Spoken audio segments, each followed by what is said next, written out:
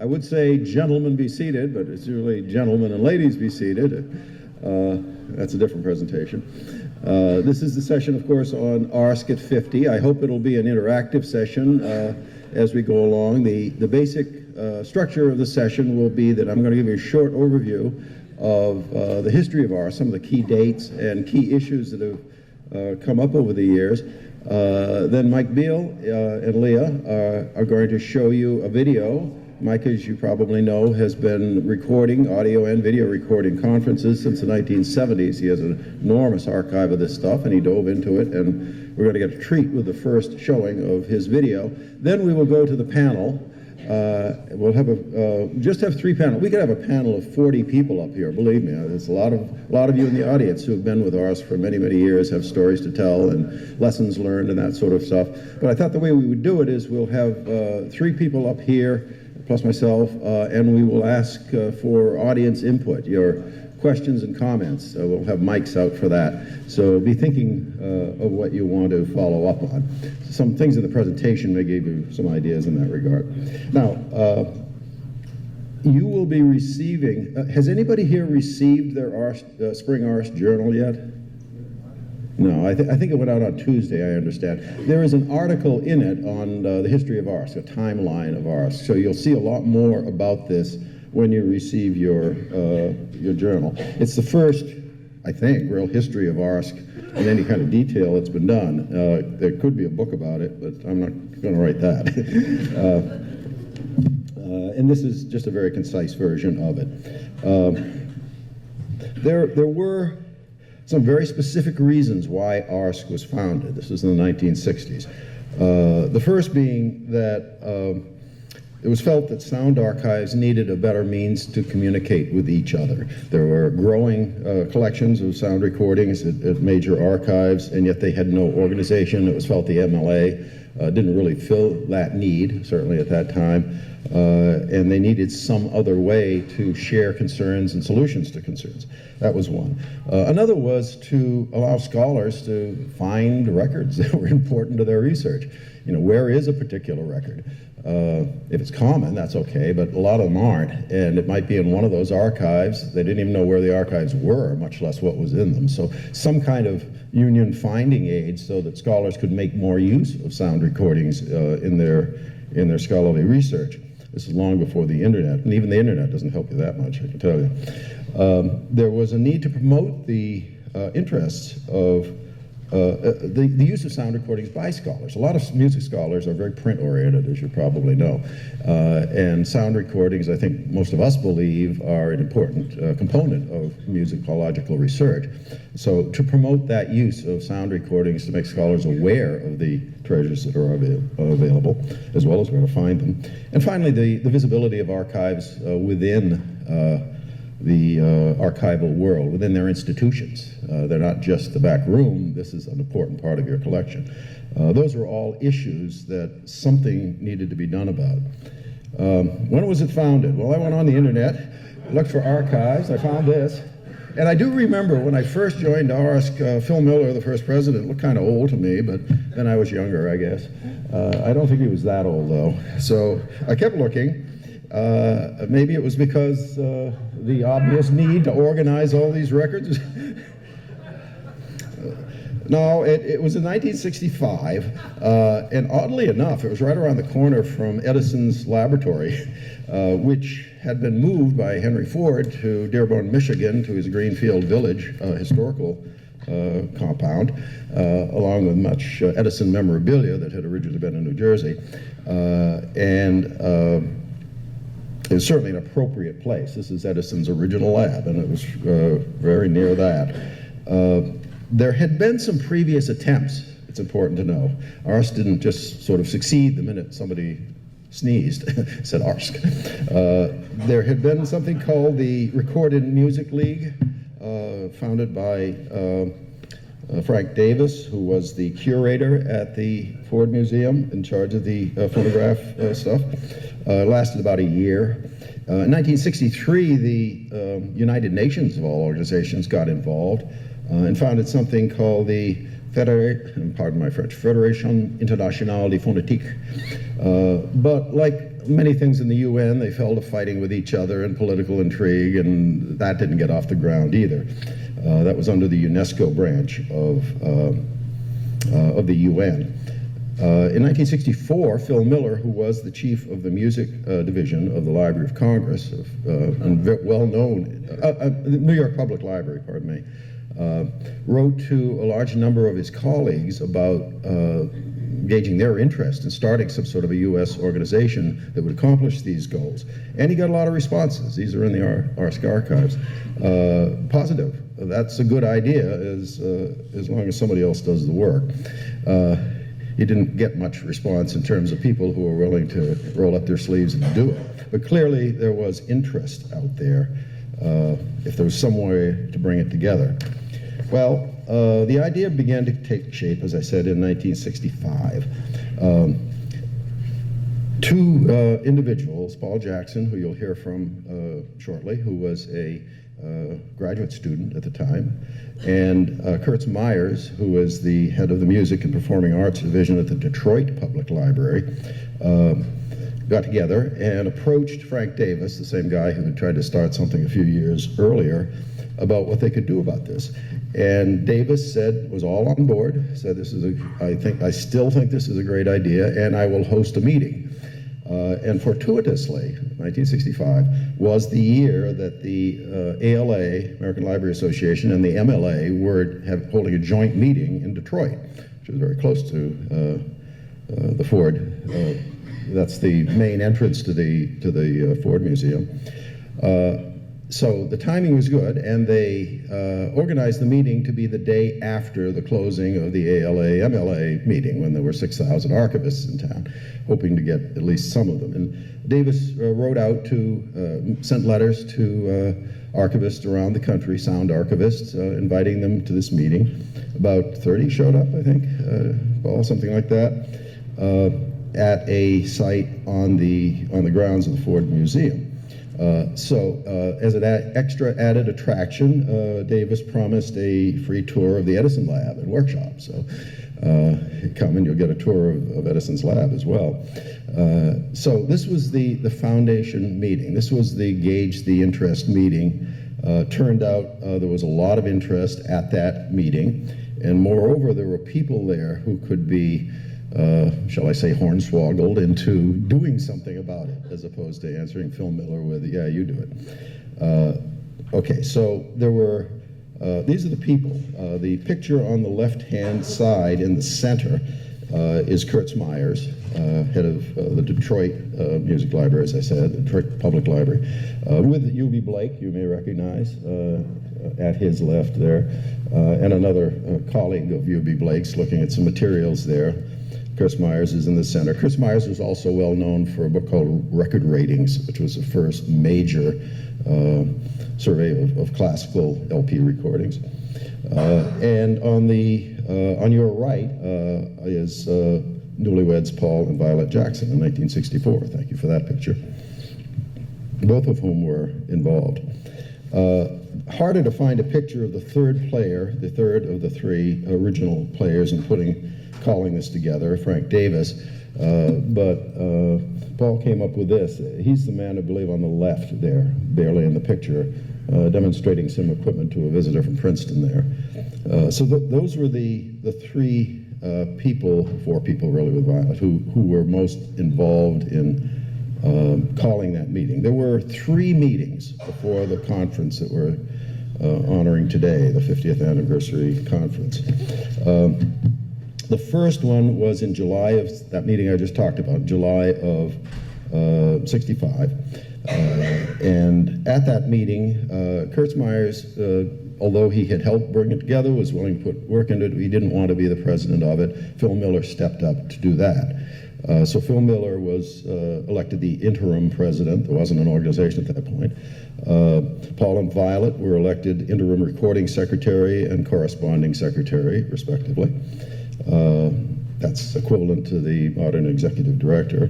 And they planned a follow-up meeting for the actual founding then in February of '66 at Syracuse University, hosted by Walter Welch. That was the official launch of ARSC.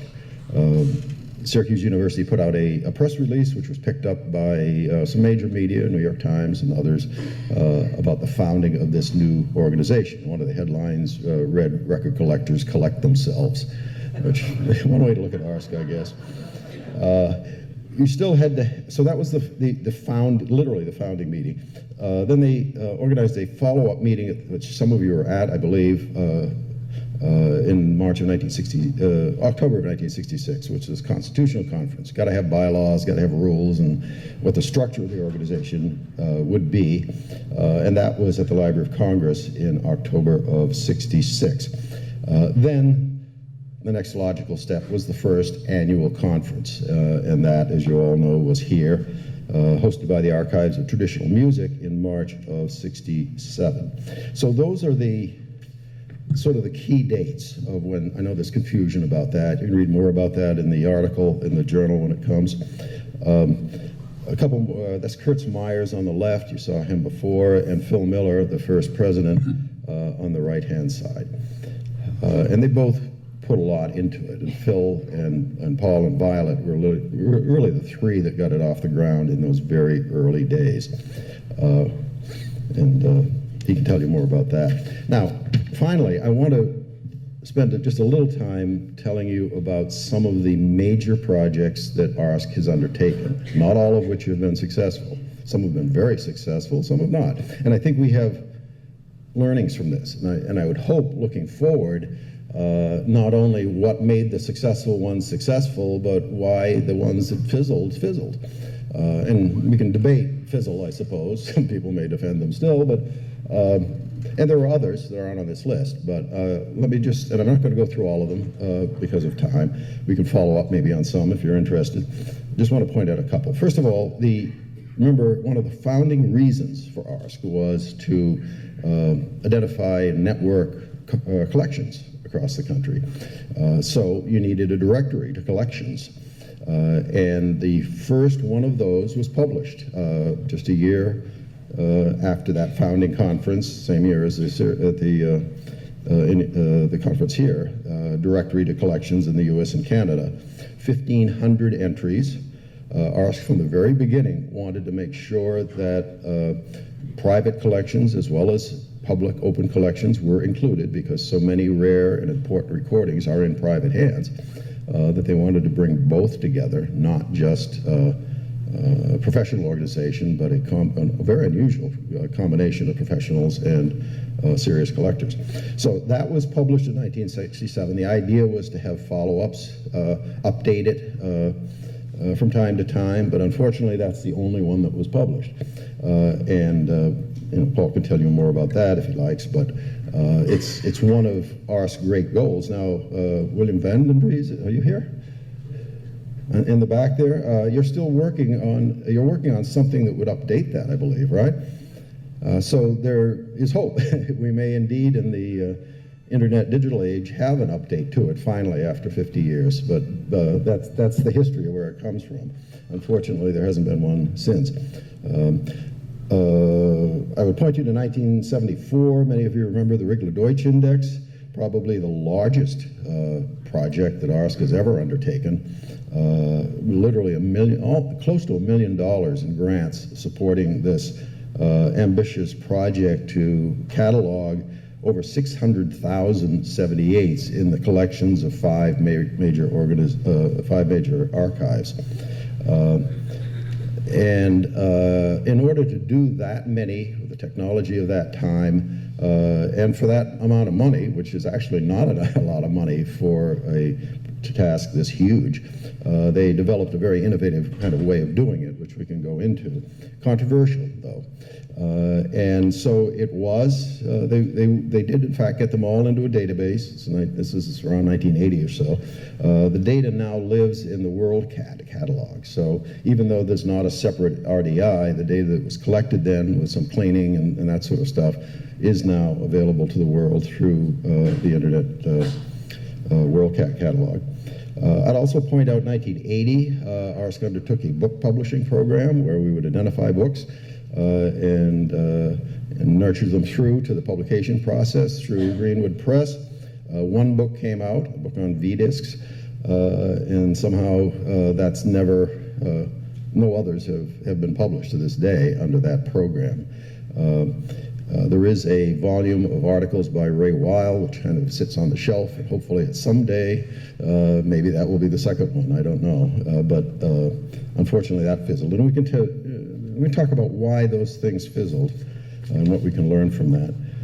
A few others, I would call the local chapters a mixed success. That's just my own, that's because from the beginning, there was a thought that there should be local chapters. It was 1983 before the first one, in fact, opened. Today, the New York chapter is very active. Monthly meetings and online and very active. Washington, which was extremely active, still functions, but not as much as it used to. There was a Texas chapter. It kind of went dormant for a while. Now there's some talk about bringing it back. There was a West Coast chapter that's gone dormant. So they kind of come and go. And there's certainly not a network of them vibrant nationwide. Individual cases like New York are shining stars. Unfortunately, it's been very hard to plant that seed elsewhere. So that's kind of a mixed success, I guess you'd say. The 2004, I do want to point out online resources, which we all take for granted today. On David Giovannoni's Ars 2.0 project, that was one of the things that members wanted the most. And in fact, starting in 2004, we, the organization, and members who put a lot of work into this, have got up an index of all of the ARSC articles, PDFs of all of them, which are available online to all of you, more than 2,000 articles that have appeared in the journal over the years. Conference presentations are now going up on that same online, so you can look at probably this one in another year or so. Many of our workshops are live streamed now on the internet. The video lectures from the New York chapter, as I say, are up on YouTube. And you know, we take for granted a lot of riches on the internet. Somebody is behind that, and there are some people who have worked. If I start naming, then it'll go on forever. But there are ARSC members who have spent a lot of time getting this to the state that we are now, and I'm sure it'll get even more in the future. So that's clearly a success, I would say, of ARSC in the last decade or less. Also, close to my own heart, the lobbying for copyright reform in Washington, which ARSC never did for many, many years, really starting in 2008 in earnest. We've had some success in that. It's not all the way there, but nothing ever gets all the way there quickly in Washington. But we certainly have had some successes there that people told us we would never have. You can't fight the establishment. Well, you can, actually. And just last year, the ARSC Guide to Audio Preservation, a really important work, which was the basis of our workshop this year, came out of a very dedicated group of ARSC members under the ARSC umbrella. So you can see from these 2 pages some major projects that we've done, many of which have been successful, some of which have not, and I think we can learn from both of those. What about the future? Well, in the panel we'll follow up, hopefully. People who've had experience with these, why some succeeded, why some didn't. Our learnings from the Ars 2.0, the landmark study of members done in 2013 and 14. And we need to address, of course, those 4 basic goals that ARSC was founded. You know, how are we doing at 50, and how can we move that forward over the next 50 years? So thank you very much.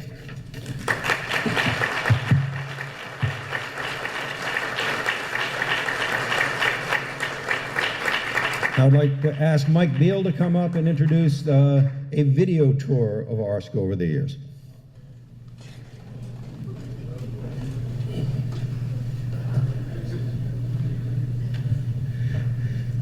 As you will see from the titles, this is just volume 1.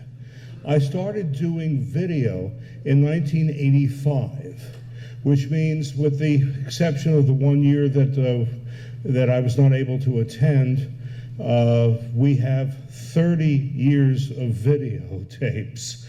And so obviously we could not even look at all of them or check them out or to do a summary. So this is just going to be volume 1. Now, rather than it just being a slideshow, since it's not just still pictures, it's going to be video. We have some sections here where we have a couple of extended units which have been edited down though, and we haven't. What? We promised we edited them down. We promised we edited them down, yes, because it's 26 minutes instead of 20 minutes. So I hope that you will see some old friends. I tried to get as many pictures of people who are no longer with us or no longer active with the group, but are still with us. And so we will have more information about this as we start to talk. So most of the things you'll see here are from 1985, 6, 7, and a couple from the 80s and the 90s. So there will be a lot more coming. So you can start rolling it now, and we hope you will enjoy.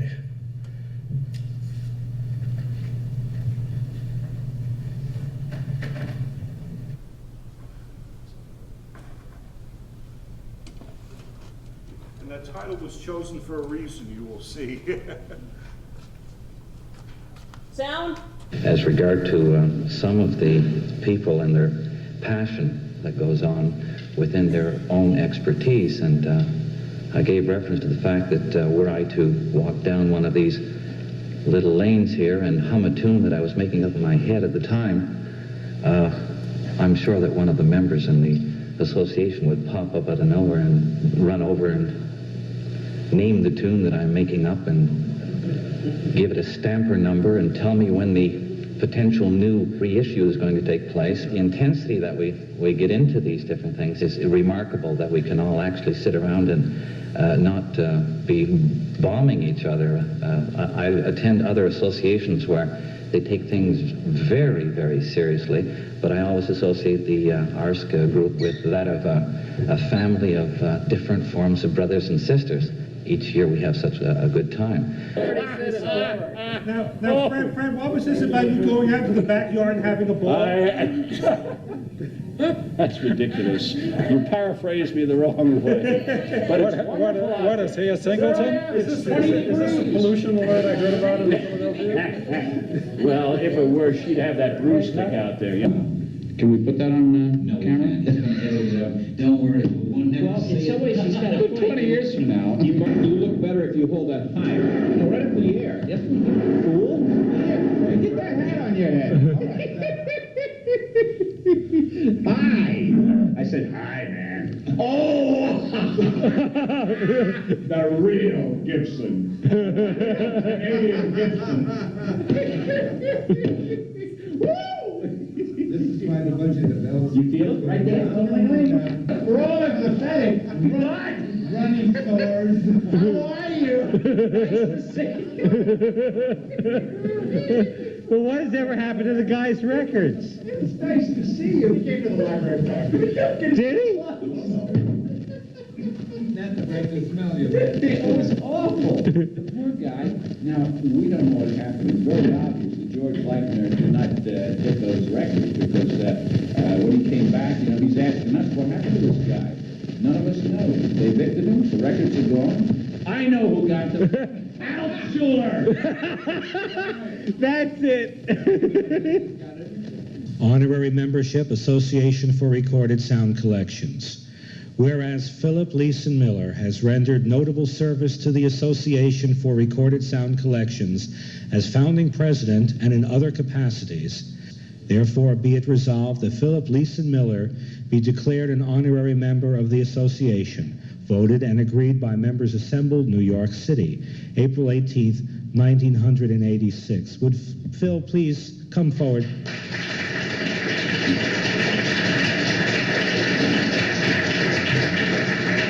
Phil, come a little closer, please. Would you like to say something? There isn't very much I can say except thank you all. And, well, we do what we can.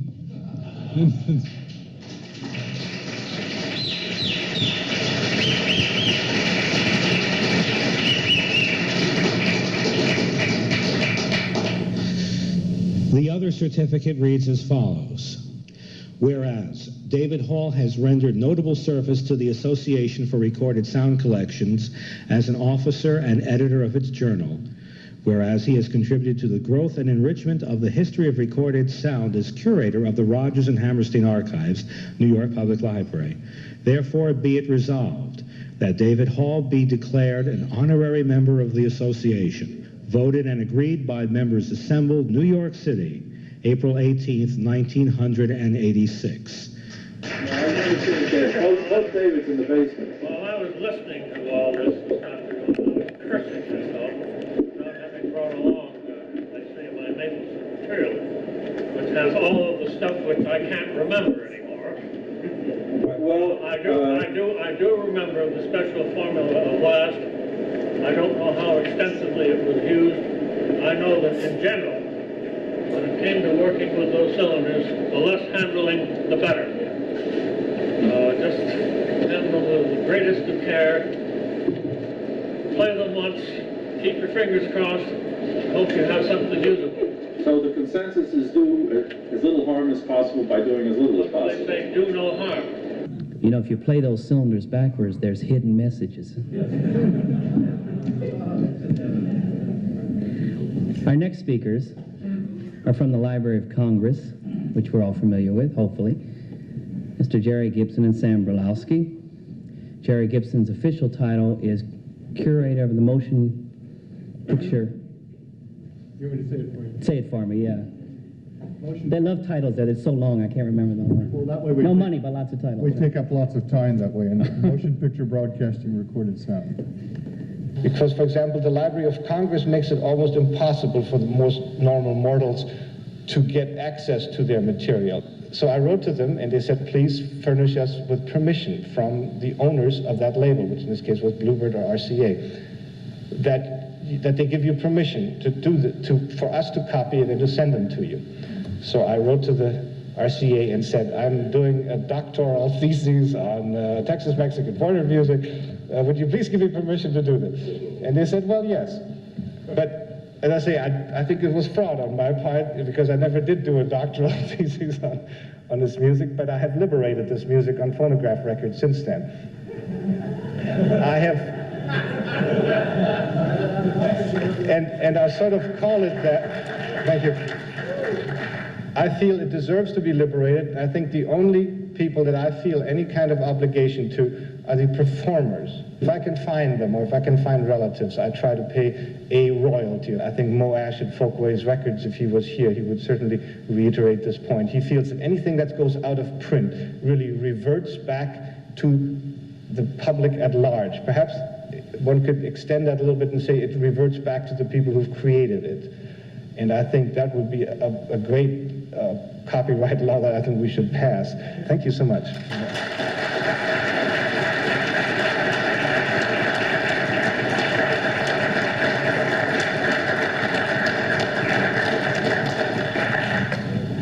Thank you, Dr. Stockwitz.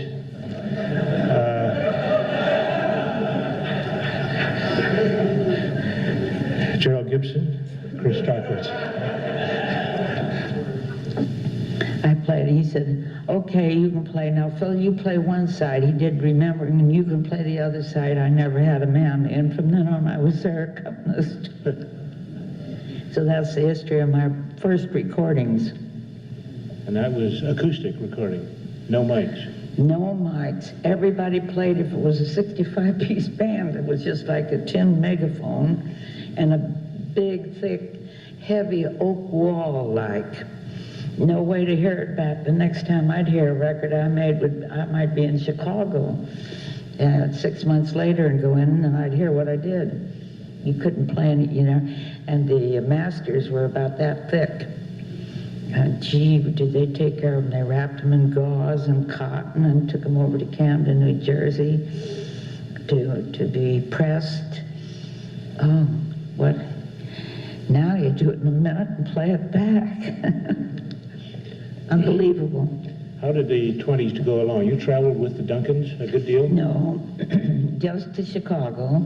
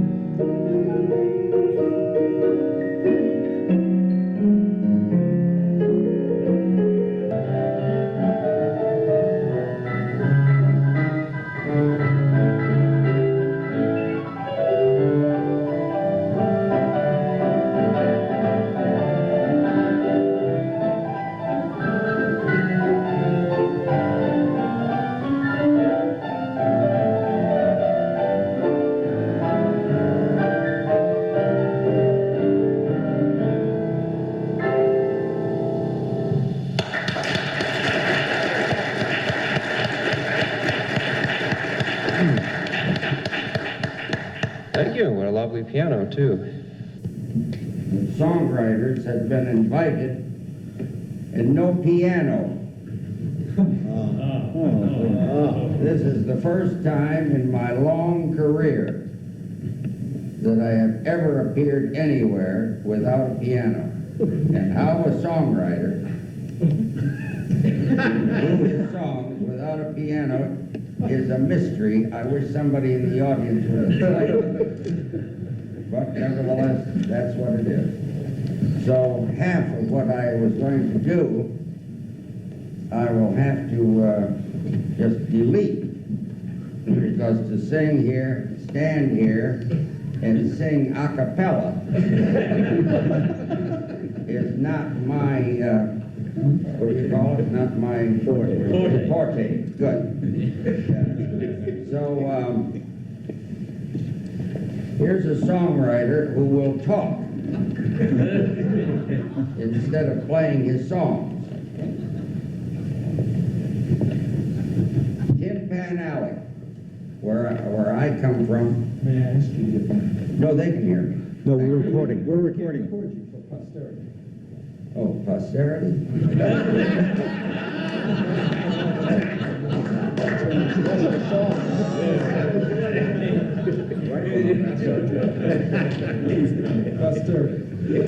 Posterity.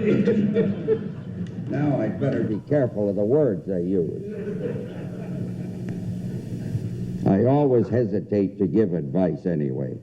I cannot erase from my mind the picture of the young student who, when asked to write a short essay on Socrates, wrote, "Socrates was a man who went around giving advice.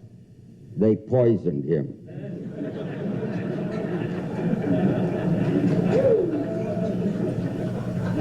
My first song that is without a piano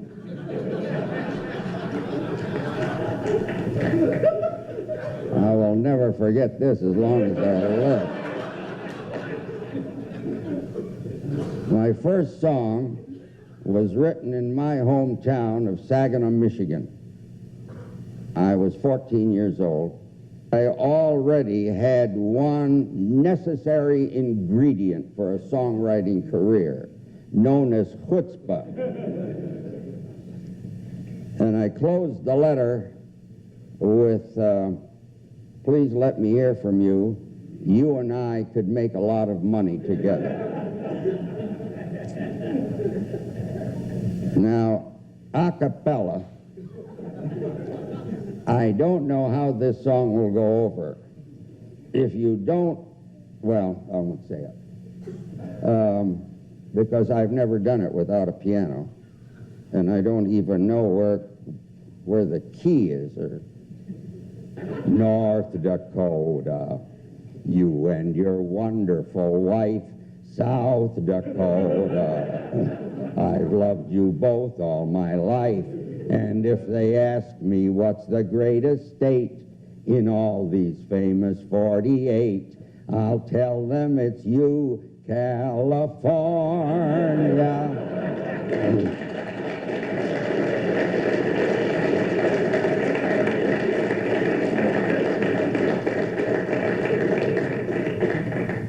I'll never do that again.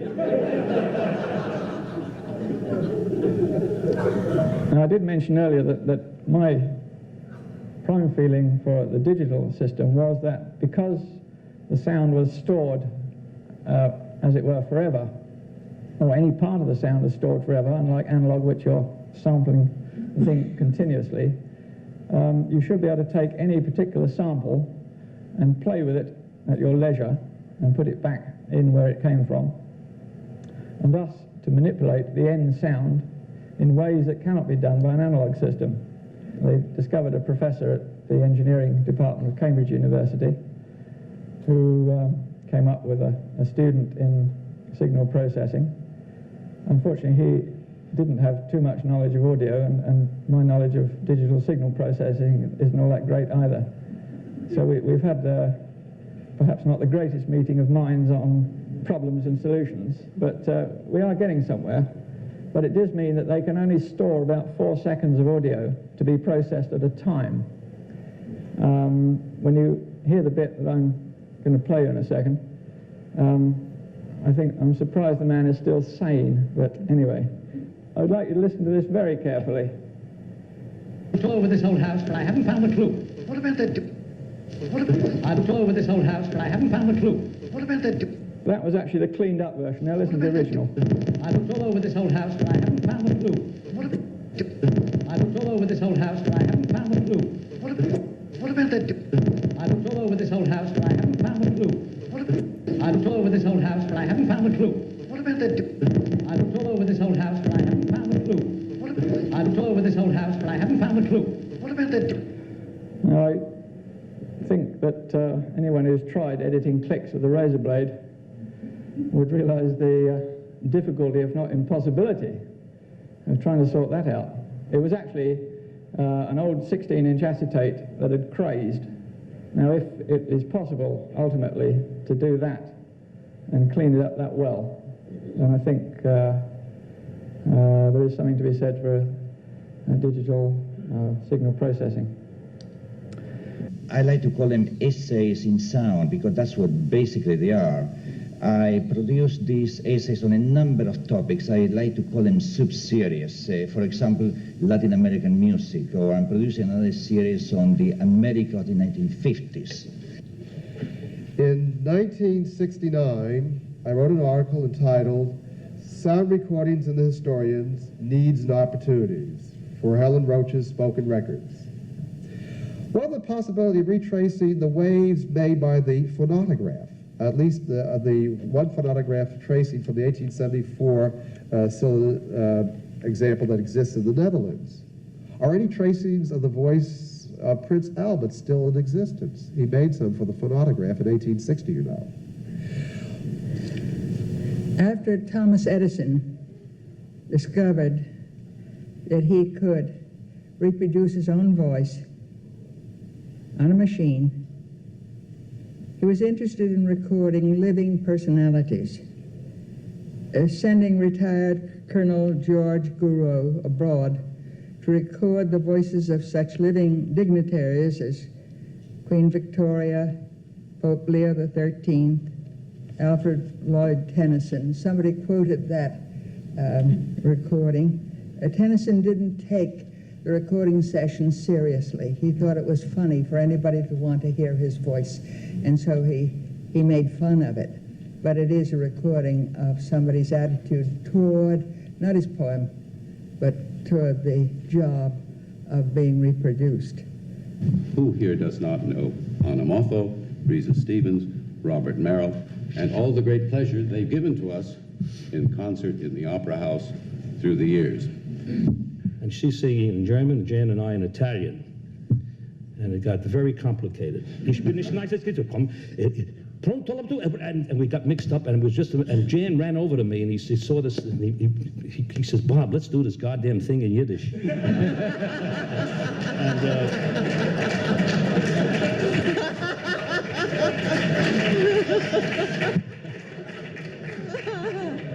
And Steinberg was going, and I put it on my lips before I went out for the act. And George London grabbed me and kissed me, and we couldn't get our lips apart. I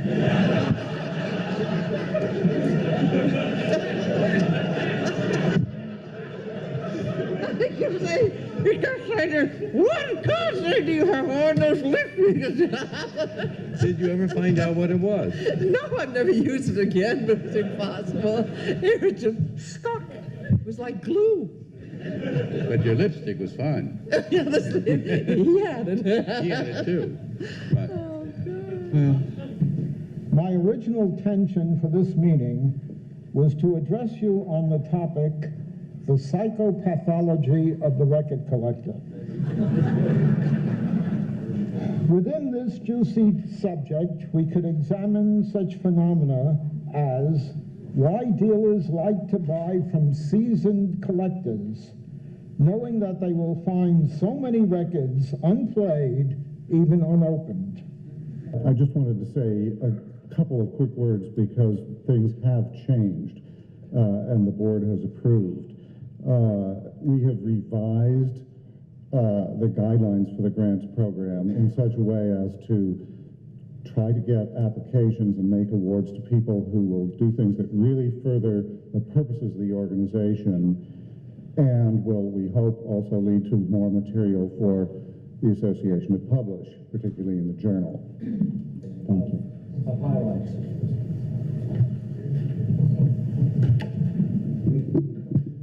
Bunch of short people around here. Nothing wrong with that.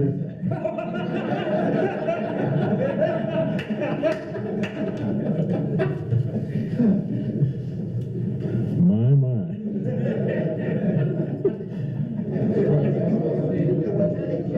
Hi there, Shorty. Fatties. My teeth were coming loose just then.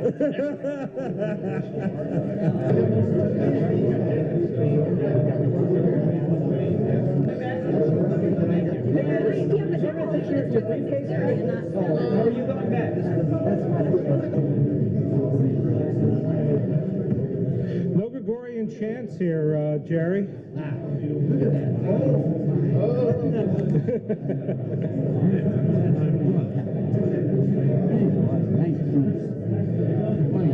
Meet me on the balcony. Nice groups.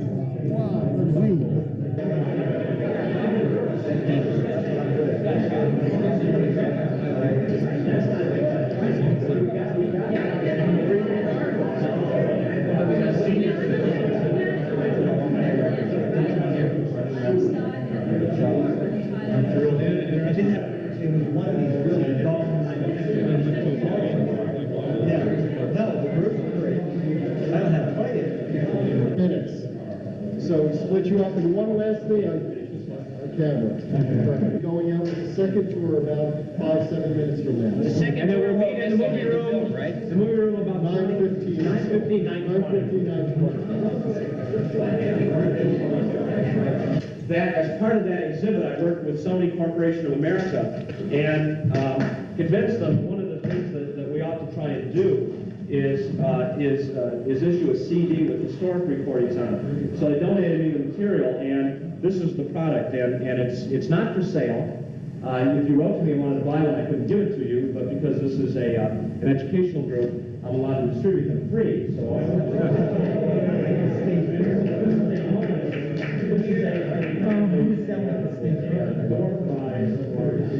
Maybe this is what it looks like inside. They took a diamond display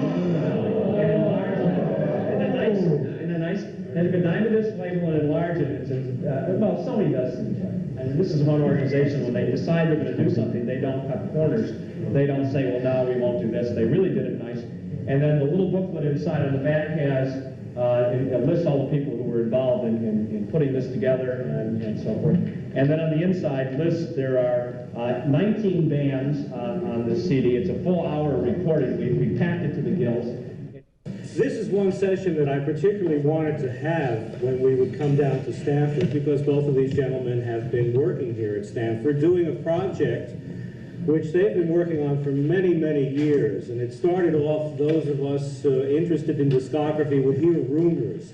There are a couple of people that are going to put out a book or a series of books that's going to list every matrix that Victor ever made.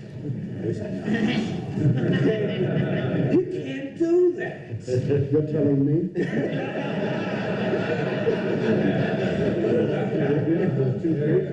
Ted Fagan and Bill Moore.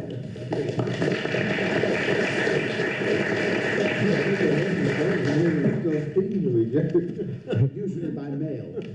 Well, Bill asked me to set the ball rolling. May I say, first of all, that we will welcome questions, because the project is so big, and the introduction of the first volume already gave you an idea of what we had gone through to start it and what we're going through to continue it.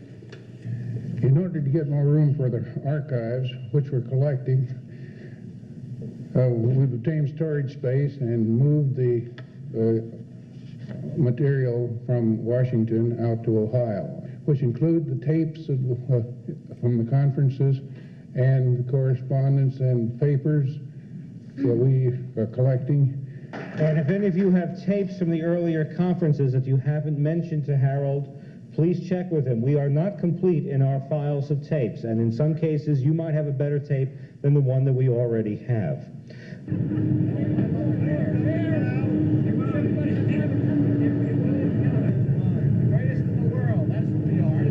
Yes, you're all recorded for posterity. Okay, folks, that's it. Yeah.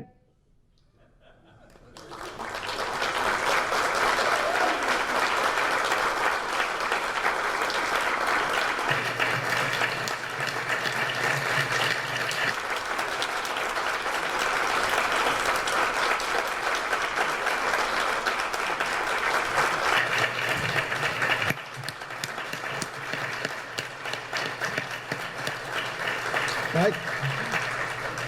Paul? Steve? I'll ask the panelists to come up while I introduce them to you. You've already met Mike Biel, as we all have. He's one of ARSC's longest serving members, having joined in the early 1970s. Maybe he can remember exactly when. And he served as president and program chair. He's presented at every conference that I can remember.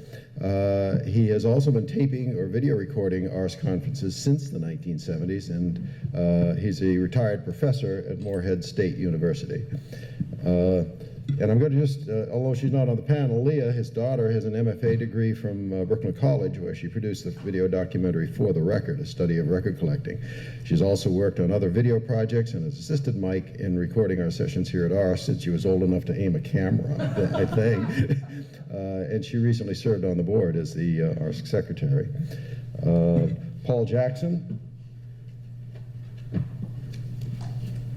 Excuse me. Paul Jackson is a retired librarian, a musician and an author whose career was establishing and opening new libraries, businesses, and archives.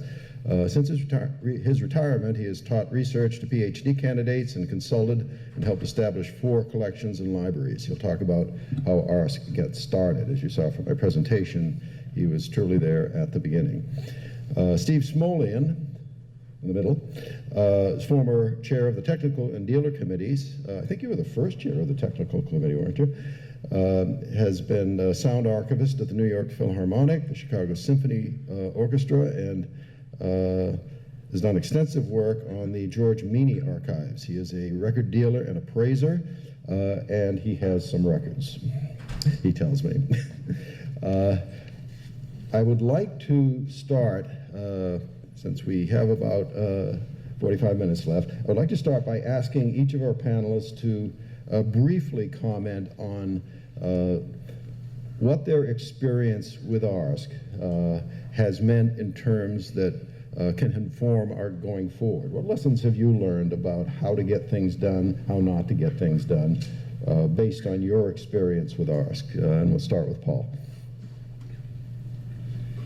Well, are we on here? Do I have to? I'm not hearing. We hear you. All right. Well, one of the things I must say, total wow. You are representing the major collections and activity in the United States and other countries. And I can't imagine what this will mean for the future of our information. Information is key, and we need to keep it going.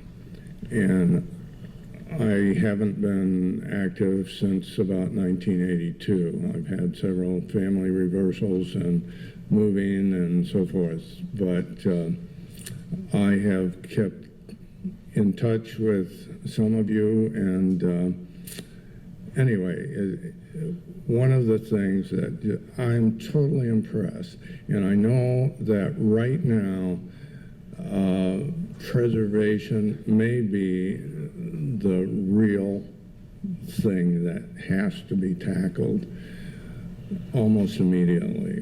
We're at a point where there's no going back, and my first hobby horse when we started this was the question of a patron coming into Detroit Public, where can I find this recording?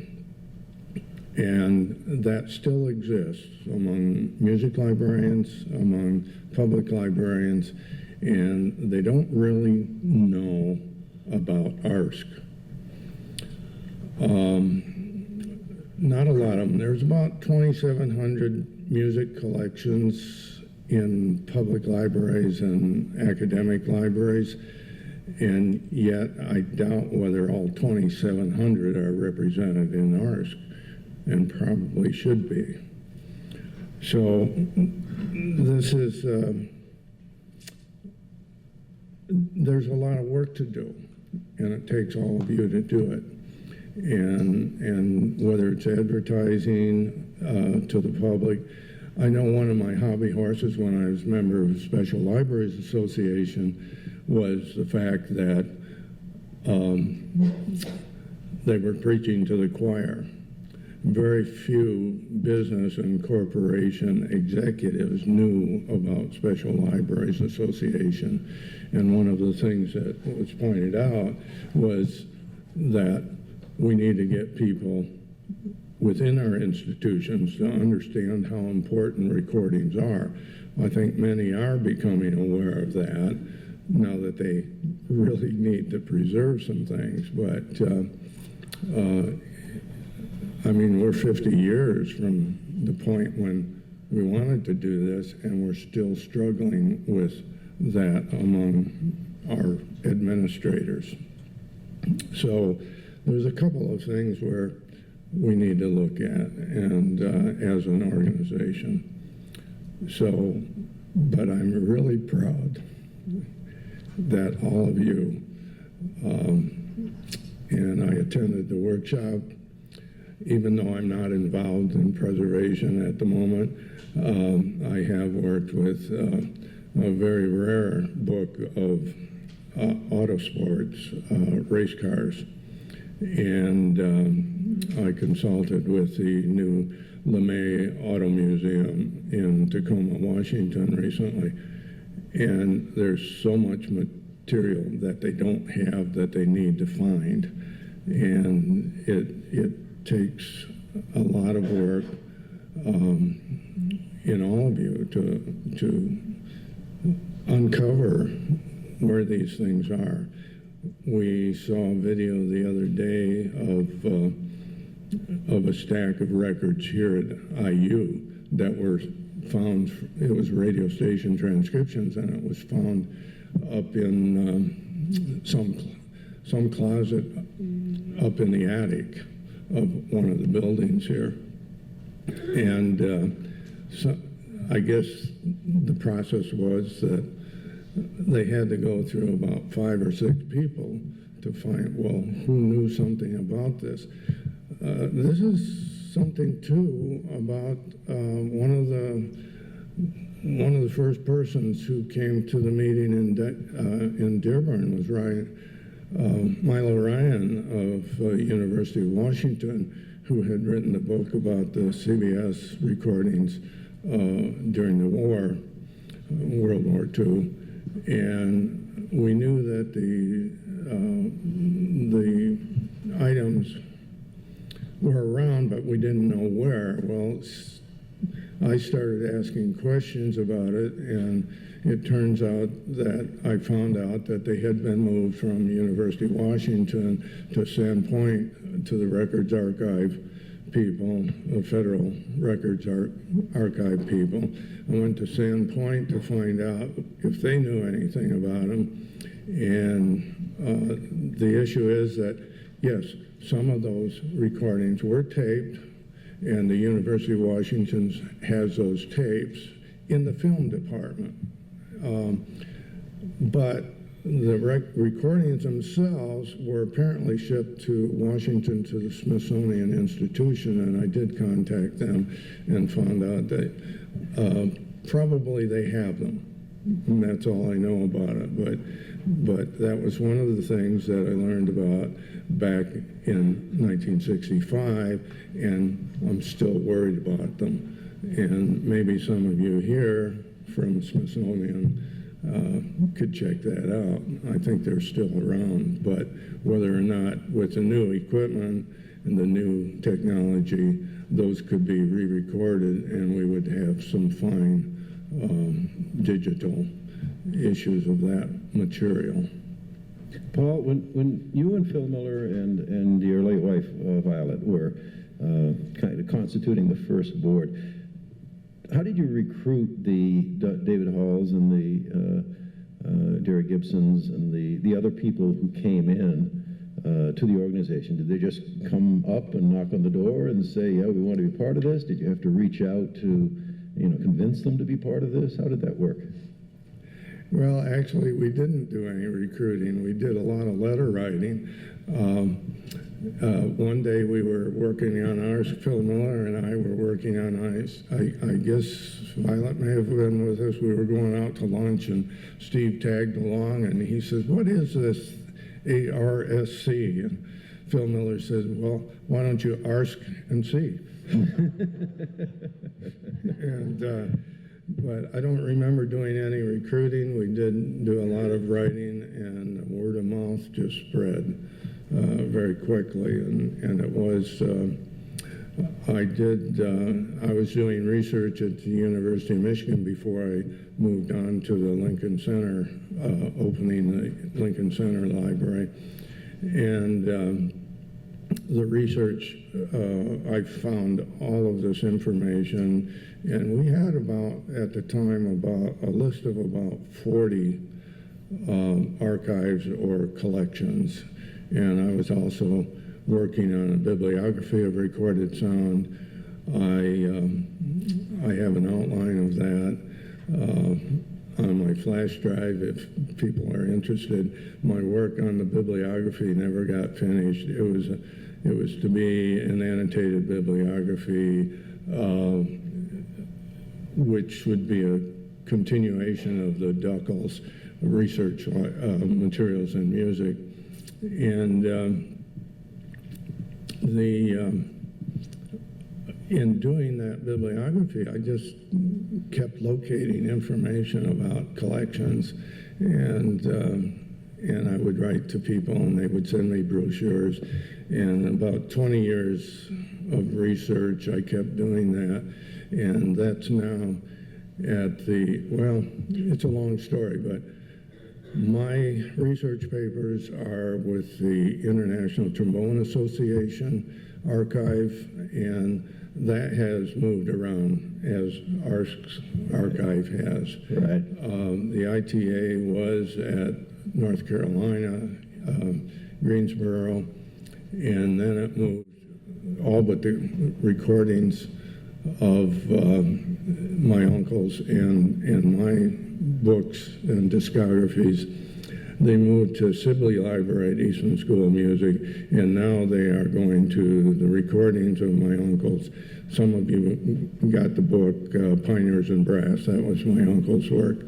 And I did the CD-ROM, which is a complete work. But that collection is now going to Columbus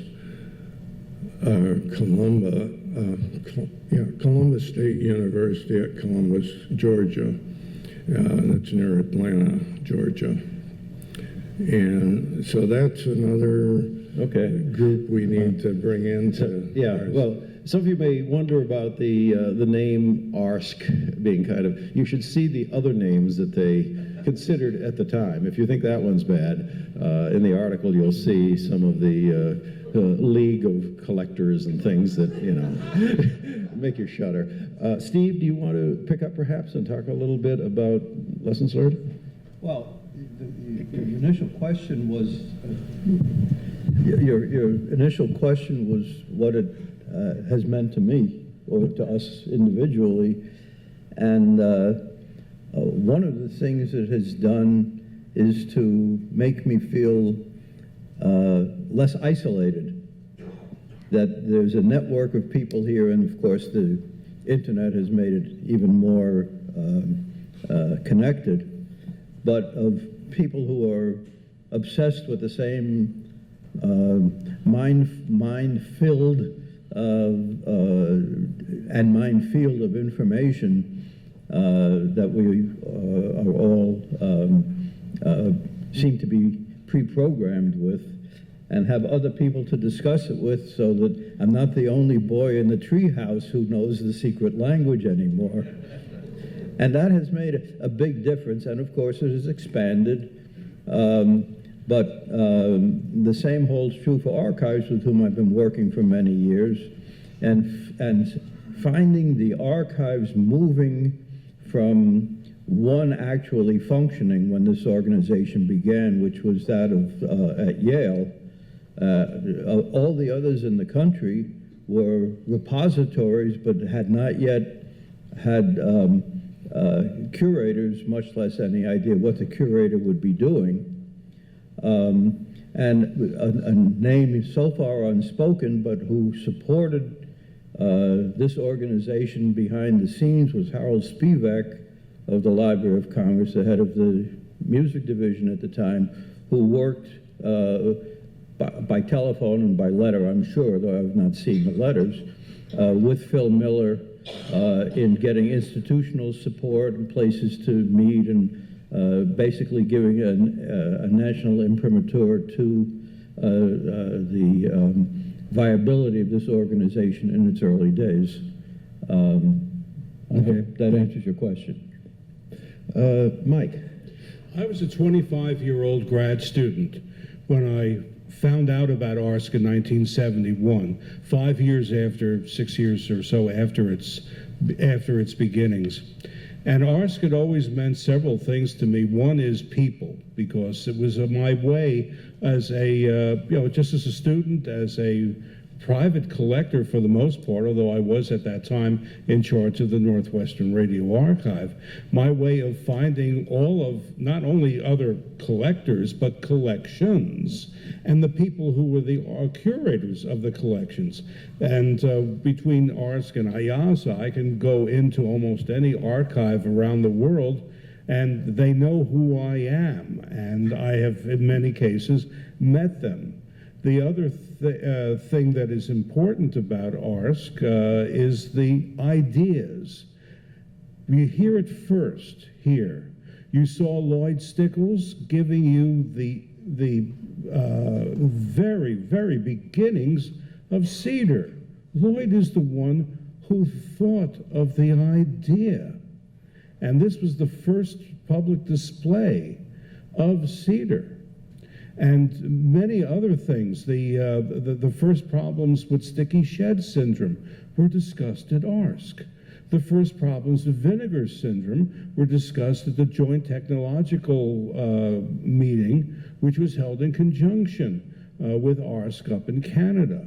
So, all the information about the transferring from the rule that the archival recordings were full track or half track if it's stereo, quarter-inch magnetic tape. And we were dragged in, and my tapes show this, we were dragged into the digital era, kicking and screaming. We were literally castigated by some of the organizations and companies that were doing work in starting with digital, and it took about 5, 6, 7 years, if not more, to convince our archives and our archivists that we're going to, as Dietrich Schuller, you must go to digital. And it was, he yelled at us here, he yelled at us at IASA, and it was that's what we find here with ARSC. When I first found out about ARSC as a grad student, I was helping sort the mail, and a copy of the journal and the packet for the 1971 conference came to my advisor, Martin Maloney. I asked, the return address looked interesting, so I asked, can I take a look at this? And he said, sure. And I found out that the president, Don Roberts, was on my campus, who I had never met. He was at the music library. I went over there and I saw that there were names like Philip Miller and David Hall, who I had known who they were, and I asked Don, if I go to this conference, would I be able to meet these people? And he said, sure. Well, at the end of that first morning, I think Steve and I and David and Phil had lunch together. And that was the beginnings of how important ARSC has been for me. It made my world, it broadened the horizons of what was available as far as collecting, collectors, archives, and archivists. And we're all together in this one, and okay, now also technicians and researchers in techniques. Thank you, Mike. And I think Mike brings up an important point. You'll read more about this in the article, but some of the greatest things that ARSC has ever done has been traced back to 2, maybe 3 people, sometimes 1 person, who has a passion for a particular project, which everybody agrees would be good, and he pursues it or she pursues it, and ARSC gives them the platform to do that. Bill Klinger, who's down here, has been a bear on the archival cylinder case, for example, in which an awful lot of work went over the years. And if it hadn't been for Bill, there wouldn't be such a thing today. ARSC has a committee that helps support him. ARSC had funds that help support him and so forth. But there are many examples back there, and there are the opposite examples too, because I want to learn from things that didn't work. In 1986, for example, ARSC had I believe it was a $40,000 grant from the NEH for the AAA, having finished the regular Deutsche, to do a preservation study. It never happened. Why? Because the AAA at that point had essentially exhausted itself over the RDI, I think, and there were good people, they wanted to do it, but it wasn't that core of passionate that had driven the RDI before. There was a collection of technological studies and preservation studies that were published. It was a 3-ring binder, and it was this thick. And so that did come out. But not the $40,000 preservation study that was supposed to come out of this. My point is that it's not just the money. You can have money, but if you don't have the people there to drive the project, like you guys have done, in Paul's case, getting the organization off the ground in the first place, then the money doesn't help. So ARSC is a platform which is available to you.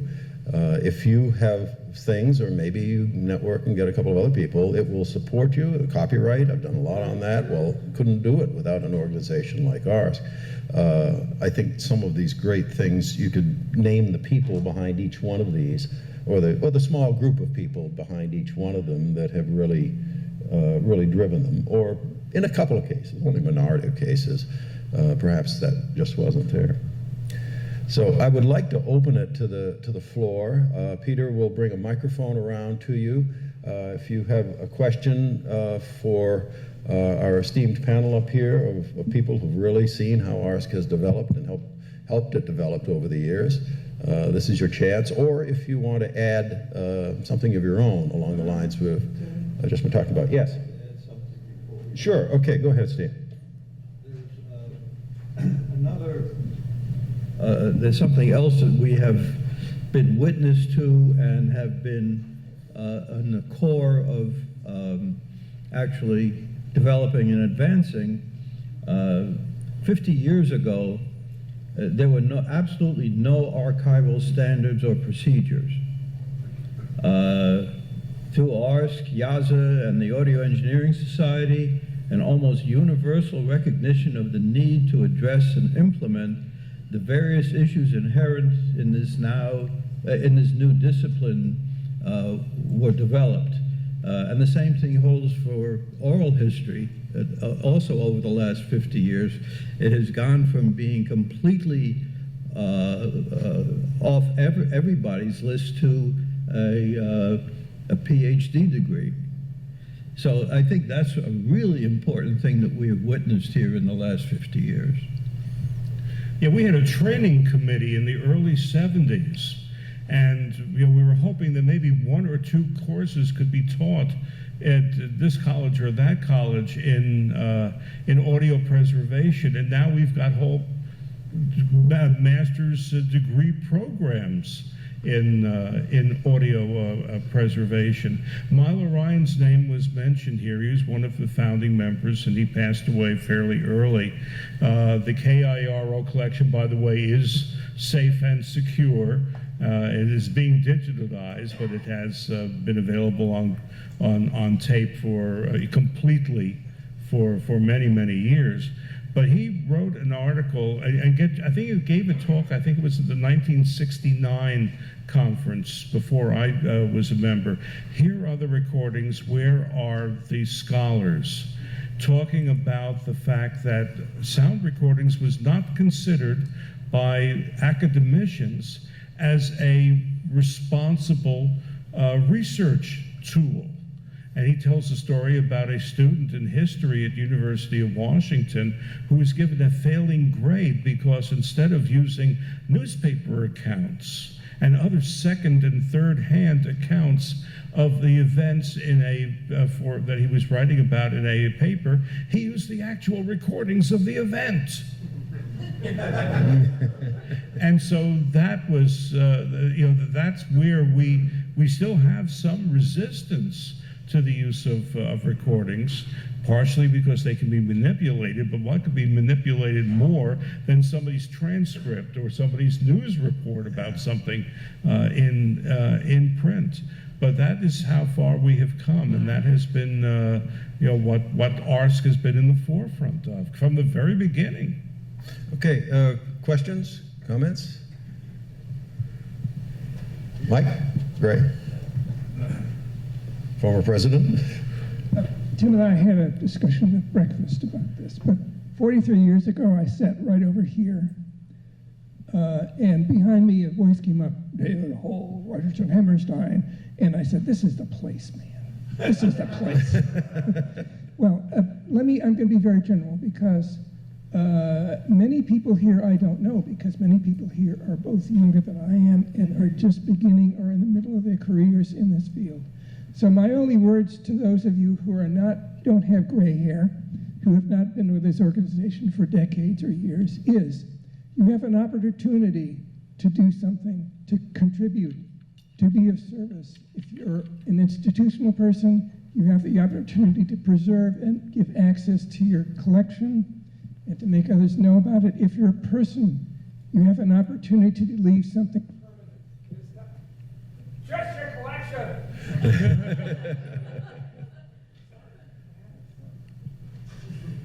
Mike Biel, the very first thing Mike Biel ever told me in the Philadelphia Conference in 1974 was, don't blow into that microphone, you'll ruin the diaphragm. I also said, don't trust wireless microphones. Anyway, yeah, this is the opportunity for those of you who are just starting or in the middle of your careers to make a contribution, to be of service to this profession. It's the best thing you could ever do. And that's all I'm going to say. Thank you. Oh, did I not tell you who I was? Oh, Michael Gray, retired, but I keep busy every day with my life work project, classicaldiscography.org. Please go visit it. It's a lot of fun. And that's all I have to say. Thanks. And the president before I was president. Yes, other questions and comments. Don't be shy. I have never known an ARSC audience in my lifetime to be shy. Yes. I'm Bruce Epperson from Fort Lauderdale. Tim, I was struck to the degree by which the origins of ARSC came from professional scholars with institutional affiliation. I had always been under the perception that the origins came from independent scholar collectors. To what degree did independent scholar collectors play in the origins and early years of ARSC? Paul, do you want to take that? You were there. Well, I was one of those independent scholars, actually, and I wrote one of the articles for the Encyclopedia of Records that was written for Guy Marco, and I've recently, when they came out with the, I think it was 2004 edition, I had updated that with a lot of internet links. I think one of the things that we have to be aware of is that we have all of these different associations, and as we start digitizing this stuff, no longer are these sounds recording on discs. We're talking about electronic sounds now. And how are we going to merge with the other groups that are doing all of this digitization? I think there's going to be a lot of independent scholars and engineers like, forget his first name, Giovanni, who is people like that are totally committed and into their specific expertise, and they are helping the universities, they are helping, they are doing the writing, they are doing the advertising, as it were, about what's going on. And I wasn't clear with the question. Well, the question is the role that independent scholars, as opposed to professional archivists, played. Well, I've never been a formal member of a educational organization past the paying money to the organization level as a student, but I've been doing this as an independent scholar, if that's the way you would define it, for years before ARSC. I published, I had a column in the American Record Guide for 10 years called, what do we call that? Not Deja Vu. Anyway, boy, time does pass. And I did discographies in there, and I published them as well in the early magazine published by the British Institute of Recorded Sound before they went to a more formal structure. And I worked with a lot of other people who were also independent scholars or record fans, depending on how you care to define that particular obsession. And there were just many of us out there. There was a group in Brooklyn that held regular meetings, of which Tim was an occasional member, and which, well, maybe you want to talk about that, Tim. Some of the institutional people, like David Hall, also is famous for the record book, of course. They were scholars themselves. The early days of ARSC was mostly run by institutional reps who had support from their institutions to do that. When I came in the late mid-70s, they were very welcoming because ARSC always wanted to include independent scholars and collectors. Some of you may remember the name Arnold Jacobson, who was kind of a dealer, kind of the Kurt Knock of his day, I guess, back in the 60s and 70s. Kurt, I think that's before you were in business, I'm not sure. And he was there at the beginning of ARSC, but it was it was the 80s, I would say, when independent scholars and collectors became much more involved in running ARSC. Mike was president, I was president, and since then it's been a balance. Certainly institutions have been an enormous help in starting the organization and in running it ever since, but now that's shared with collectors and scholars. If you take a look at the early list of most of the articles in the journal and who the executives were, they were almost all institutional affiliates, and private collectors were sort of hangers-on. And some of us private collectors in the 1974, 75 or so, started saying we need to have a little bit more of a say in this. And we made sure that we had our private collectors in the running on the slates for positions, and eventually became 50-50. There was a time when I think some of the institutional collectors felt that they were being overlooked. And so it sort of has teeter-tottered a little bit, but we tried to make sure that with the conference programs are of interest to both private collectors who have to pay their own way and institutional collectors who have to convince their bosses to give them funding to come here, that there will be something of interest to all of them. And the same thing with the journal. My idea for the newsletter, for example, was that we needed to have another way of having contact between the association, because there were a period of time at the point when I became president, we were like 3 years behind in publishing the journal.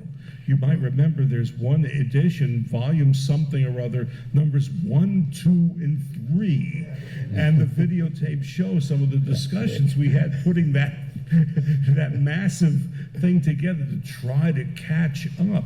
So I said we needed to have more ways of because sometimes you'd pay your money for the association and you wouldn't see a journal for the entire year that you were a member. So the newsletter at least reminded you that yes, there is an association there that you belong to. And I think it was during those those rough years in the 70s that the newsletter is what held the association together.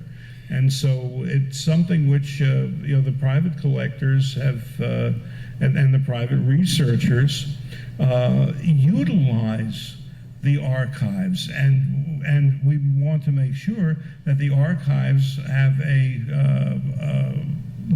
a feeling of the importance of their users, that they're not just collecting to have their own collections in the archive, that they know that they're there as service organizations to us. And I think ARSC has helped solve that dilemma. I think one of the questions that you have to consider is who decides who's an independent scholar. I would suggest Michael Gray, who's here with us, Tim Brooks, who's with us. There are a lot of people here that I would say they're independent and they're scholars. And okay, we have time for just a couple more questions before. Yes, over here. Sorry, you're on the wrong side of it.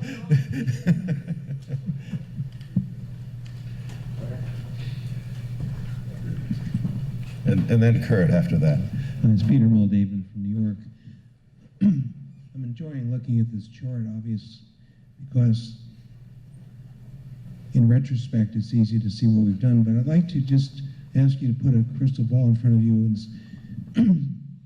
let's say place yourself in the year 2026, for example. What would you like to see added to that list in retrospect to where we are now? For one example, in 2008, lobbying for copyright reform. Maybe the next line could be there, copyright reform achieved. Okay, is there anything that is in the pipeline now or in your mind's eye that might be something that ARSC could be proud of going forward? You certainly put the line I would put in, but Mike or Steve or Paul? Yes, I have something very significant that I uncovered as I was preparing my paper for this talk, for the talk I'm giving this afternoon.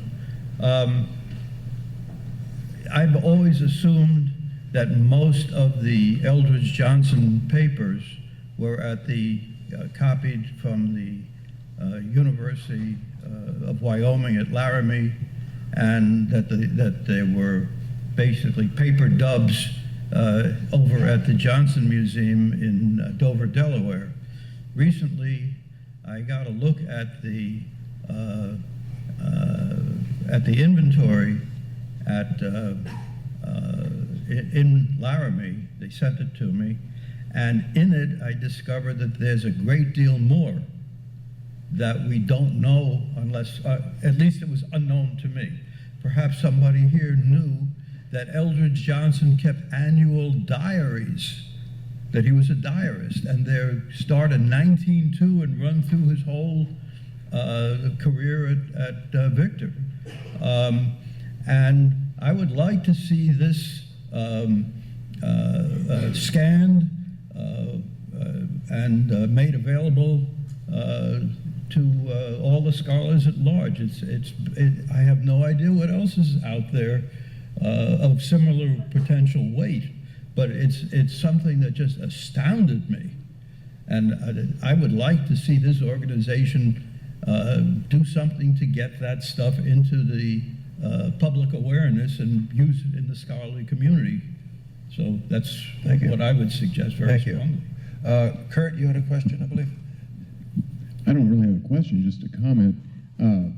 Going back to the earlier question that Bruce had, the involvement of the individual person as opposed to the institutional member, I think is so important, as it's reflected here in this panel, where we're seeing the institutional memory of this organization is actually held by those private individuals who persist in coming to conferences throughout the years, whereas the institutional members, so often once they retire, they kind of drop out of circulation and we lose a lot of that.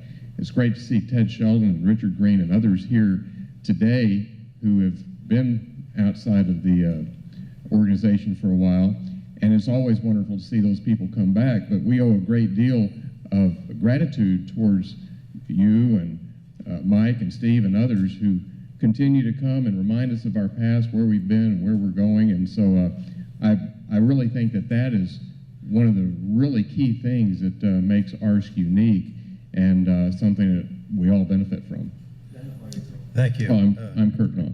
Yeah, that's true that a lot of the institutional members are one more. Are not really totally into records and sound recordings, and when they change their jobs, if they're no longer involved with sound recordings, we never see them again. It happens constantly. But it's the private collectors who are the ones who are the real ones who are involved in records, and some institutional representatives who are also private collectors. And these, as you say, are the holders of the institutional memory, and we keep losing those institutional members who, when they retire, they institutional memories. Yeah. Okay. Yeah, last question. Hello, I'm Wendy Sistrunk, University of Missouri, Kansas City. My title is Metadata Management Special Formats, but I will say I came on board in 1996 at UMKC on a grant-funded project that Ted Sheldon really helped spearhead to catalog the MAR sound archives. Well, and so the first meeting I attended was in '96 in Kansas City. I will say that I was just blown away not only by the depth of knowledge and just the wide-ranging knowledge, but also just hugely enthusiastic that what I was doing to create discoverability for these sound materials was very important. It wasn't just, it's just a job. I mean, I really feel very passionate about what I do in my institution now, and it's because of many times, going to the collectors' roundtables and other sorts of things to really hear some of the information that is needed to be discoverable on these things. So I will just point out too, I have been paying my own way to ARSC for over 10 years, and I'm glad to do it, and I'm very pleased to be part of this organization, and whether I get the letter A stamped on my chest for being an institutional affiliate, I really have a lot of affection and for the scholars and the researchers and their needs, and that's why I like ARSC. Thank you. Unfortunately, we're down to time here. I wanted this to be a session about the future as well as the past, so to conclude things, I asked the current ARSC president, Patrick Feaster, if he could leave us with his thoughts.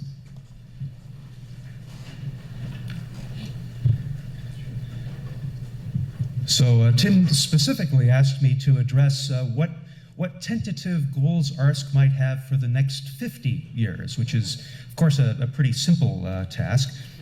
I'd say what ARSC should aim for over the next 50 years is going to be tied to changes in the circumstances of our field, over which we'll have some control, but limited control, and that we sitting here in the year 2016 can only begin to predict. However, this session is being recorded, so some people in our audience know how things are going to turn out between now and the mid-2060s. Yes, I'm talking to you, ARSC members of the year 2066. If you're anything like us, I know you're listening. And whatever I say right now is going to seem quaint and naive to you. So what I want to say about that, though, is if you're so smart, be sure to make a similar recording for the folks in the year 2116. In terms of the path forward, we have, of course, the National Recording Preservation Plan, which offers a good many concrete steps for things we can be working on right now. And I'm not going to rehash them. We've covered many of these before. But so the phrase that's often used for this is it's a roadmap for us. And on the scale of 50 years, which is the scale we're thinking about right now, it's a little bit like having a really good roadmap of the state of Indiana, but you need to drive to Argentina. So I'd like to focus in the brief time I have here on the latter part of that map, because that's the part of this that we don't often have the luxury to sit back and think about. So looking up to the year 2066, so of course the year after that, 2067, that's the current date when things are in the United States supposed to enter the public domain. And we talk about the year 2067 kind of in the same breath as so. Things will enter the public domain when pigs fly, when the cows come home. But you know, in the scale of 50 years, 2067 is going to be next year. So just to take this perspective for a moment, copyright reform, something that we've been taking an active role in. We tend to think of this, I think, in terms of, okay, we have current frustrations about things we'd like to be doing. But if we consider that the length of time that would elapse before things change if we did nothing would be the entire length of the history of ARSC up until this point. So it's not just a matter of what we're experiencing now. There are a couple of entire generations there that stand to benefit from things that we might undertake, not over just the next 50 years, but over the next several years. Of course, we've been talking for about 10 to 15 years about the fact now that we have about a 10 to 15-year window of time to preserve a number of formats that otherwise will go away due to degradation and obsolescence. If we're looking at a 50-year perspective, at the end of that time, well, we will have left that window behind 35 to 40 years ago. So it's a little bit difficult to characterize that length of time, that span of time, other than by breaking it into a couple of different stages. There's the moment when you have a building that's on fire and you're rushing to get everything outside, and it's piling up on the lawn outside in a bit of disorder, and maybe there's a rainstorm approaching in the distance. So it does seem like we have this initial moment there when the whole business of getting things preserved for this later portion of that chunk of time is critical. But I'm looking for 50 years in the future. Does this mean that at that point nobody's going to be playing open reel tapes? Or does it mean that recovering content from a format like that is just going to be a hyper-specialized thing, that getting audio off of a DAT tape is going to be comparable in difficulty to getting audio off of a phonogram? Probably both.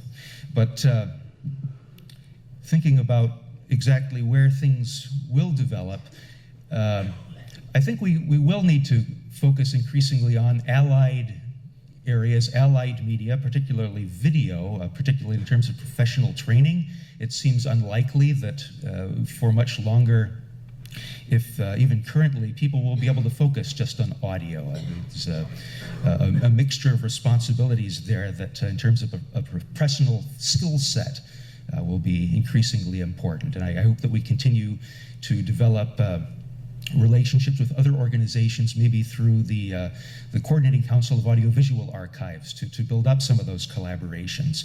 But I do hope sincerely that we don't lose our critical identity as an audio-centered organization, become something like AMC, the Association for Media Collections, as some other organizations have done.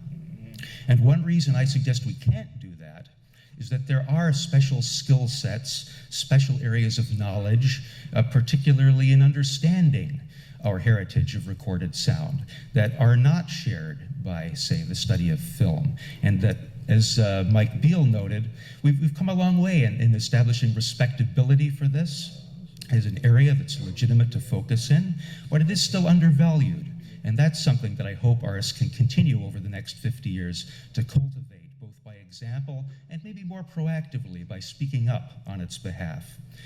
The question also of what a sound collection will be 50 years from now. Clearly, a large portion of this is going to be born digital material at that point. I suspect that we'll have sessions at an ARSC conference 50 years from now that involve studying and analyzing antique MP3 files, much as people might do with 78s today. I'm not sure what a collector's roundtable will look like then. But also a point at which events such as the apparent loss of the digital holdings of the old MP3.com, which seem to have vanished, might be looked at in retrospect as a catastrophe on the same level as the loss of RCA's Camden warehouse. And that in 2066, when people look back on us, I hope they're appreciative of all the things that we've managed to preserve, but I wonder if they'll also say things like, gosh, they just let all that pioneering internet radio slip through their fingers. So you think about what they might be trying to recover at that point, where this sort of stuff exists today. Who has it? And I see a similar situation. I see institutions who may have been forward-thinking, doing something to gather in much of this material, private collectors who chance upon it through whatever means. So this whole business of bringing together institutions, private individuals, that I see continuing very well ahead over the next 50 years as part of the importance of collections to our heritage of recorded sound. So to those of us here in the room, I'll leave with the platitude, this is the first day of the next 50 years in the life of our organization. And to posterity, who I guess is listening, hello posterity, I'll just quote a distinguished predecessor and say, well, we do what we can.